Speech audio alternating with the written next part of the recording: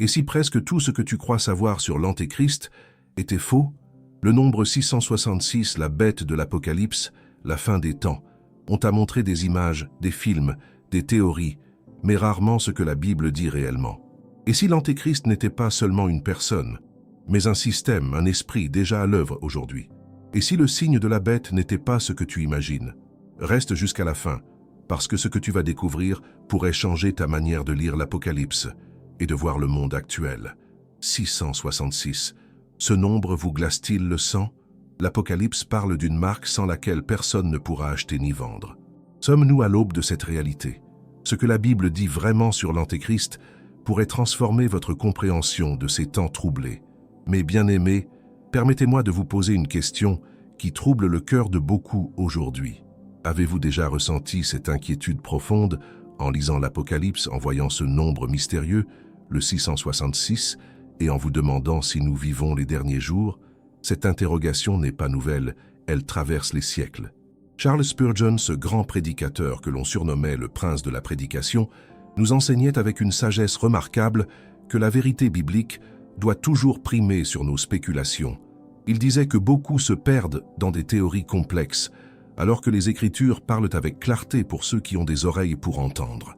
Spurgeon nous rappelait constamment de revenir au texte sacré, de le lire avec humilité et d'éviter les interprétations fantaisistes qui sèment la confusion plutôt que la paix. Aujourd'hui, nous vivons dans un temps où les théories sur l'Antéchrist se multiplient comme jamais auparavant. Chaque événement mondial, chaque crise, chaque avancée technologique devient prétexte à de nouvelles spéculations. Les réseaux sociaux regorgent de prédictions sensationnalistes qui alimentent la peur plutôt que la foi. Mais qu'en est-il vraiment? Que dit la parole de Dieu, cette source infaillible de vérité? L'Apocalypse de Jean nous présente des images puissantes et parfois troublantes. Au chapitre 13, versets 16 à 18, nous lisons ces mots solennels qui ont fasciné et effrayé des générations entières de croyants. Elle fit que tous, petits et grands, riches et pauvres, libres et esclaves, reçoivent une marque sur leur main droite ou sur leur front, et que personne ne put acheter ni vendre, sans avoir la marque, le nom de la bête ou le nombre de son nom. C'est ici la sagesse, que celui qui a de l'intelligence calcule le nombre de la bête, car c'est un nombre d'hommes, et son nombre est 666. Ces paroles ont suscité d'innombrables interprétations à travers l'histoire. Certains ont vu l'Antéchrist dans des empereurs romains, d'autres dans des leaders politiques de leur époque, d'autres encore dans des systèmes économiques ou des technologies modernes. Mais prenons garde, mes amis, de ne pas tomber dans le piège de la spéculation excessive qui détourne notre regard de Christ lui-même. Spurgeon nous enseignait avec force que notre attention ne doit jamais être absorbée par le mal au point d'oublier la victoire assurée du Christ. Il prêchait que même face aux descriptions les plus sombres de l'Apocalypse, nous devons garder les yeux fixés sur l'agneau qui a vaincu. L'étude de l'Antéchrist ne doit jamais nous plonger dans la terreur, mais plutôt nous affermir dans notre foi et notre espérance. Comprenons d'abord ce que signifie le terme Antéchrist. Le préfixe anti en grec possède deux significations complémentaires. Il peut signifier contre, dans le sens d'opposition directe, mais aussi à la place de, dans le sens de substitution trompeuse. L'Antéchrist n'est donc pas simplement un ennemi déclaré du Christ, c'est un imposteur qui cherche à prendre sa place, à séduire les âmes en se présentant sous de fausses apparences de piété et de sagesse. L'apôtre Jean, dans sa première épître, chapitre 2, verset 18, nous avertit avec clarté. « Petits enfants, c'est la dernière heure, et comme vous avez appris qu'un Antéchrist vient, il y a maintenant plusieurs Antéchrists. Par là, nous connaissons que c'est la dernière heure. » Remarquez cette vérité fondamentale. Jean ne parle pas seulement d'un Antéchrist futur, mais de plusieurs Antéchrists déjà présents à son époque. L'esprit de l'Antéchrist traverse les âges, se manifestant sous diverses formes à travers l'histoire. Cet esprit de tromperie et d'opposition au Christ s'est manifesté dans les persécutions sanglantes des premiers siècles, dans les hérésies qui ont cherché à déformer l'Évangile, dans les systèmes politiques qui ont opprimé le peuple de Dieu, et continue de se manifester aujourd'hui dans notre monde moderne. Mais attention, bien-aimés, de ne pas voir l'Antéchrist partout, au point de vivre dans une paranoïa spirituelle qui paralyse notre témoignage et notre joie. La bête dont parle l'Apocalypse représente un pouvoir politique et religieux qui s'oppose à Dieu et séduit les nations. Le nombre 666 symbolise l'imperfection humaine portée à son paroxysme, la tentative de l'homme de se faire Dieu sans jamais atteindre la perfection divine représentée par le chiffre 7. C'est l'humanité qui refuse sa dépendance envers son Créateur, qui s'élève dans son orgueil et qui finalement s'écroule dans sa propre folie.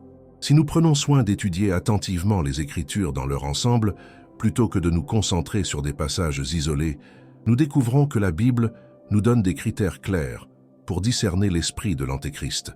Dans 1 Jean 4, verset 3, nous lisons que tout esprit qui ne confesse pas Jésus n'est pas de Dieu. C'est celui de l'Antéchrist dont vous avez appris qu'il vient et qui maintenant est déjà dans le monde. Le test fondamental est donc christologique. Tout enseignement, toute doctrine, tout système qui nie la divinité de Jésus-Christ, qui rejette son œuvre rédemptrice sur la croix, qui minimise sa résurrection ou qui propose un autre chemin de salut, porte en lui l'esprit de l'Antéchrist. Ce critère simple mais puissant nous permet de discerner la vérité de l'erreur dans un monde rempli de voix contradictoires. Si vous ressentez le besoin d'approfondir votre relation avec Dieu et de fortifier votre discernement spirituel en ces temps troublés, je vous invite à découvrir notre ressource précieuse, l'e-book 20 et 1 jour, pour restaurer votre intimité avec Dieu. Vous trouverez le lien dans le premier commentaire épinglé. Ce parcours vous accompagnera dans votre marche quotidienne avec le Seigneur. N'oubliez pas de vous abonner à cette chaîne si ces enseignements nourrissent votre âme. Votre soutien nous permet de continuer à partager la vérité biblique avec clarté et amour. Revenons maintenant à notre réflexion essentielle sur la nature de l'Antéchrist selon les Écritures. Il est crucial de comprendre que la Bible ne nous donne pas tous les détails que notre curiosité voudrait connaître. Dieu nous révèle ce qui est nécessaire pour notre salut, pour notre sanctification et pour notre vigilance spirituelle, mais il garde le secret sur certains mystères qui ne nous appartiennent pas. Dans 2 Thessaloniciens chapitre 2, l'apôtre Paul nous offre un enseignement précieux sur ce qu'il appelle l'homme du péché, le fils de la perdition. Il nous dit que cet adversaire s'élèvera au-dessus de tout ce qu'on appelle Dieu ou de ce qu'on adore, jusqu'à s'asseoir dans le temple de Dieu, se proclamant lui-même Dieu. Voilà l'essence même de l'esprit antichrist, l'orgueil démesuré, l'exaltation de soi, la revendication d'une gloire qui appartient uniquement au Créateur. Mais Paul nous rassure également dans ce même passage. Il nous révèle qu'il existe quelque chose qui retient, qui empêche la manifestation complète de cet homme d'iniquité jusqu'au moment fixé par Dieu. Le Seigneur reste souverain sur l'histoire humaine. Même les forces les plus ténébreuses ne peuvent agir que dans les limites que Dieu leur impose. Cette vérité doit apaiser nos craintes et fortifier notre confiance en la providence divine. Comprenons maintenant plus profondément les caractéristiques que la Bible attribue à cette figure de l'Antéchrist et à son système de tromperie. Les Écritures ne nous laissent pas dans l'ignorance, mais elles nous équipent pour discerner et résister aux séductions spirituelles de notre temps. L'Apocalypse nous présente une bête qui monte de la mer, une image puissante qui symbolise les nations et les peuples dans l'agitation constante. Cette bête possède une autorité blasphématoire. Elle porte des noms de blasphème sur ses têtes, et le monde entier, fasciné, la suit avec admiration. Voilà un avertissement solennel pour nous aujourd'hui. L'Antéchrist ne se présentera pas comme un monstre évident que tous rejetteront, mais plutôt comme une solution séduisante aux problèmes de l'humanité, comme un sauveur qui promet la paix, la prospérité et l'unité. Dans Daniel chapitre 7, nous trouvons une vision prophétique qui complète celle de l'Apocalypse. Le prophète voit 4 bêtes terribles qui représentent des royaumes successifs, et de la dernière bête surgit une petite corne qui grandit démesurément. Cette corne possède des yeux d'homme et une bouche qui profère de grandes choses. Elle fait la guerre aux saints et les vainc pour un temps. Mais Daniel nous montre aussi la fin de cette histoire. Le tribunal se tient, les livres sont ouverts, et cette puissance orgueilleuse est détruite tandis que la souveraineté est donnée au peuple des saints du Très-Haut. Cette vision nous enseigne une vérité fondamentale. Le règne de l'Antéchrist, aussi terrifiant soit-il, sera limité dans le temps. La Bible parle d'un temps, de temps et de la moitié d'un temps, une période définie par la sagesse divine. Le mal ne triomphera pas éternellement. Christ reviendra en gloire pour établir son royaume de justice et de paix. Cette espérance ne doit jamais s'éteindre dans nos cœurs, même lorsque les ténèbres semblent s'épaissir autour de nous. Examinons maintenant les stratégies que l'Antéchrist utilisera pour séduire les masses. L'Apocalypse chapitre 13 nous révèle qu'il accomplira de grands prodiges, faisant même descendre le feu du ciel sur la terre à la vue des hommes. Il séduira les habitants de la terre par les prodiges qu'il lui sera donné de faire. Voici un avertissement crucial pour notre génération. Les miracles et les manifestations surnaturelles ne sont pas toujours des preuves d'authenticité divine. Jésus lui-même nous avait prévenu dans Matthieu chapitre 24, versets 24 et 25. « Car il s'élèvera de faux Christ et de faux prophètes. Ils feront de grands prodiges et des miracles, au point de séduire, s'il était possible, même les élus. Voici, je vous l'ai annoncé d'avance. Le Seigneur, dans sa miséricorde, nous a prévenus. La séduction sera si puissante, si convaincante, que même les croyants sincères pourraient être ébranlés si leur foi n'est pas fermement ancrée dans la parole de Dieu. C'est pourquoi il est absolument essentiel de connaître les Écritures, de les méditer jour et nuit, de les graver dans nos cœurs. Nous ne pouvons pas nous permettre une foi superficielle, basée uniquement sur les émotions ou sur les expériences spectaculaires. Nous avons besoin d'une foi profonde, enracinée dans la vérité objective de la parole de Dieu, capable de résister aux tempêtes de la séduction et de la tromperie. La marque de la bête dont parle l'Apocalypse représente un système de contrôle total qui cherche à forcer l'allégeance des êtres humains. Sans cette marque, personne ne peut acheter ni vendre. Il s'agit d'une pression économique destinée à contraindre les consciences, à obliger les gens à choisir entre leur survie matérielle et leur fidélité à Dieu. Cette description devrait nous faire réfléchir profondément sur notre propre relation avec les systèmes de ce monde. Sommes-nous prêts à rester fidèles au Christ, même si cela nous coûte notre confort, notre sécurité économique, notre statut social? Ou notre foi est-elle si fragile qu'elle s'effondrerait sous la pression des circonstances difficiles? Ces questions ne sont pas théoriques, mes bien-aimés. Elles touchent au cœur même de notre engagement envers le Seigneur. Dans de nombreuses régions du monde aujourd'hui, des chrétiens font face à ces choix déchirants, perdant leurs emplois, leurs maisons, parfois même leur vie, pour ne pas renier leur foi. L'Apocalypse nous montre également qu'une seconde bête surgit, celle qui monte de la terre. Cette bête exerce toute l'autorité de la première bête et fait que la terre et ses habitants adorent la première bête. On l'appelle souvent le faux prophète dans les chapitres suivants de l'Apocalypse. Elle représente une puissance religieuse corrompue qui sert les intérêts du pouvoir politique antichrist, qui mélange la vérité et le mensonge pour créer une religion mondiale séduisante mais apostate. Cette alliance impie entre le pouvoir politique et une religiosité corrompue n'est pas nouvelle dans l'histoire. Nous l'avons vu se manifester à différentes époques, sous différentes formes. Chaque fois qu'une institution religieuse abandonne la vérité biblique pour servir les intérêts du pouvoir temporel, chaque fois qu'elle sacrifie la sainteté pour la popularité, chaque fois qu'elle remplace l'évangile authentique par un message qui flatte les oreilles, nous voyons l'esprit de ce faux prophète à l'œuvre. Dans 2 Pierre chapitre 2, l'apôtre nous avertit qu'il y aura parmi vous de faux docteurs qui introduiront des sectes pernicieuses et qui, reniant le maître qui les a rachetés, attireront sur eux une ruine soudaine.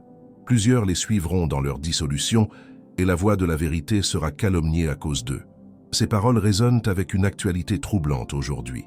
Combien de mouvements religieux promettent la prospérité sans repentance, le salut sans transformation, le paradis sans la croix?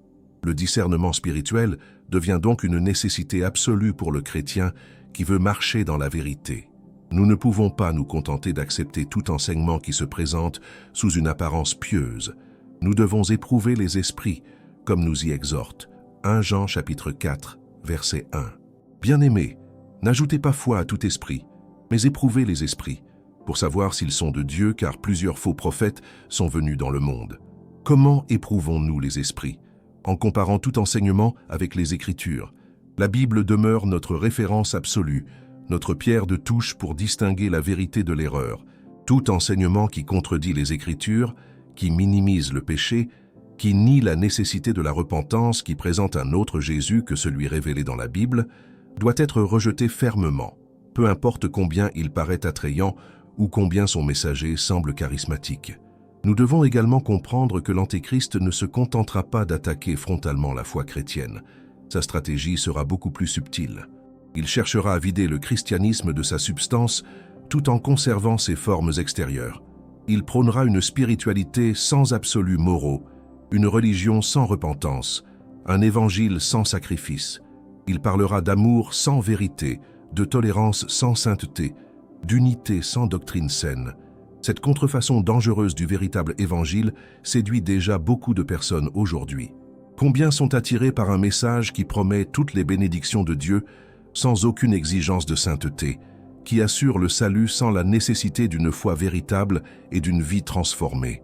Mais Jésus nous a clairement dit dans Matthieu 7, verset 21, que ce n'est pas en lui disant « Seigneur, Seigneur » qu'on entrera dans le royaume des cieux, mais en faisant la volonté de son Père céleste. Abordons maintenant une question pratique et essentielle pour notre vie quotidienne. Comment devons-nous vivre en tant que chrétiens face à cette réalité de l'Antéchrist?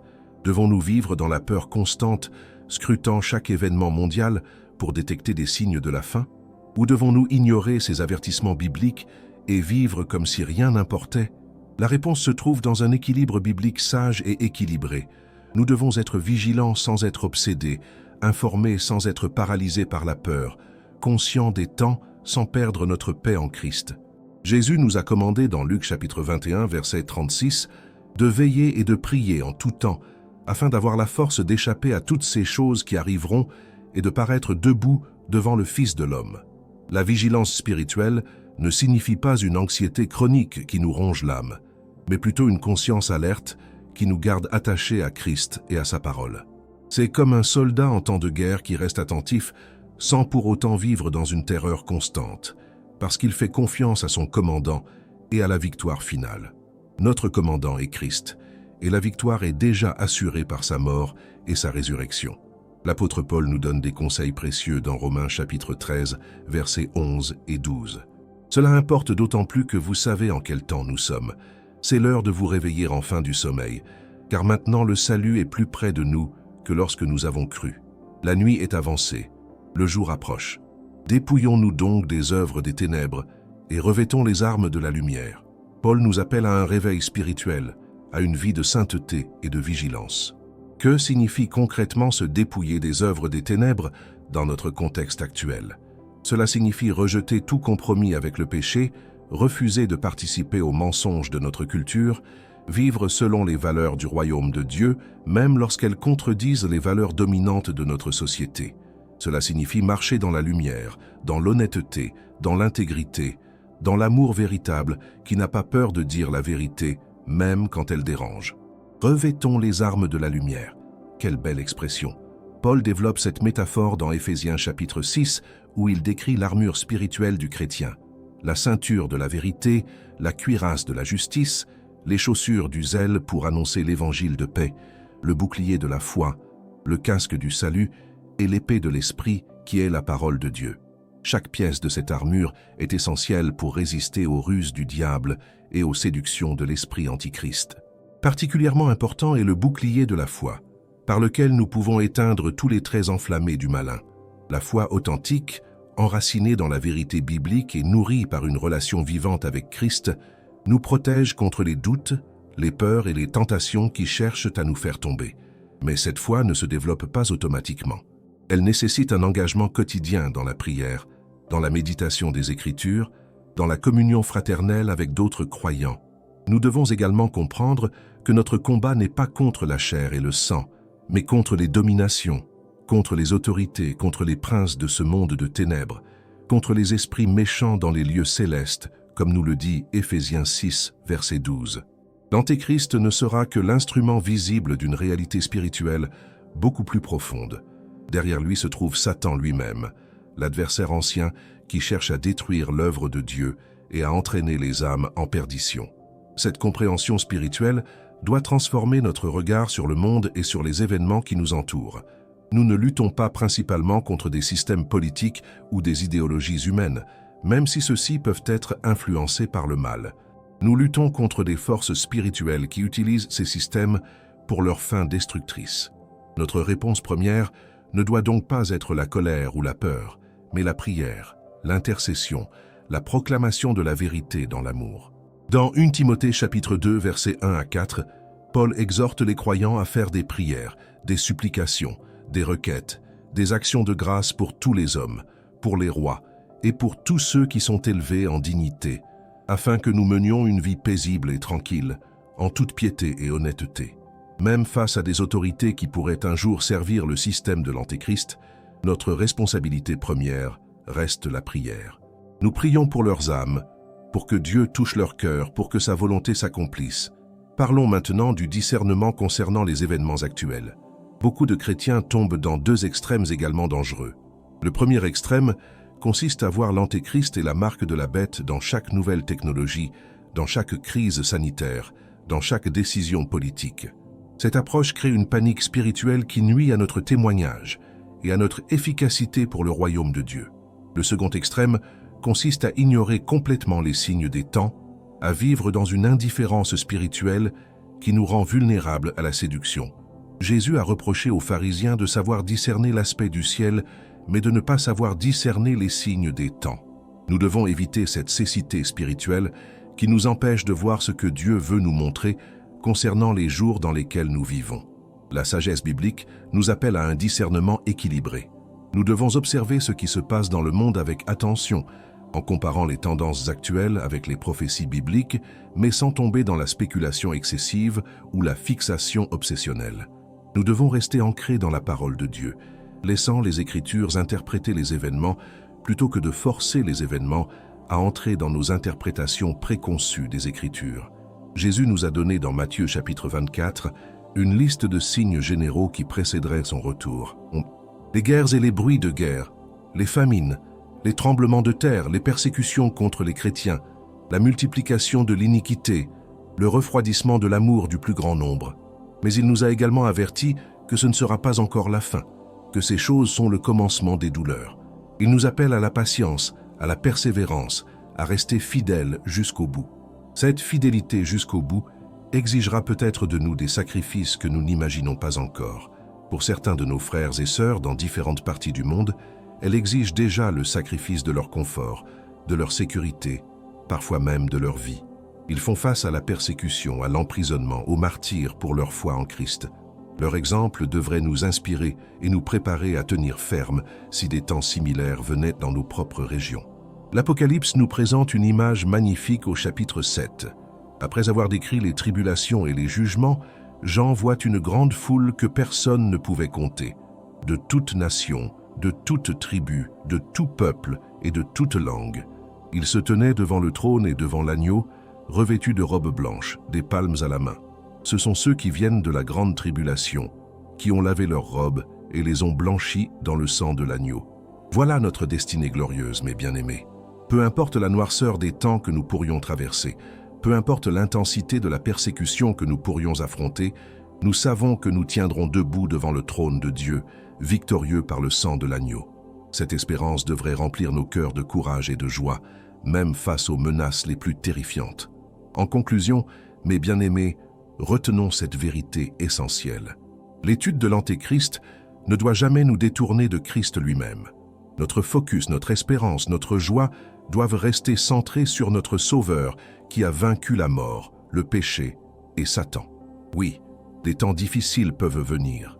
Oui, nous devons rester vigilants et discernants.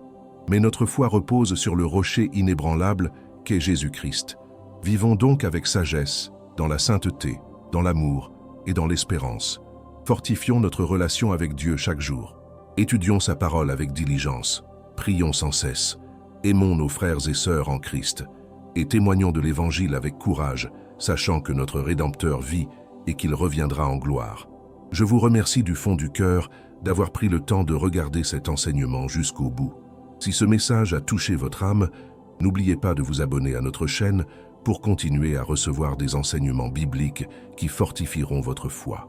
Cliquez sur le bouton j'aime, partagez cette vidéo avec ceux qui en ont besoin et laissez un commentaire pour partager vos réflexions.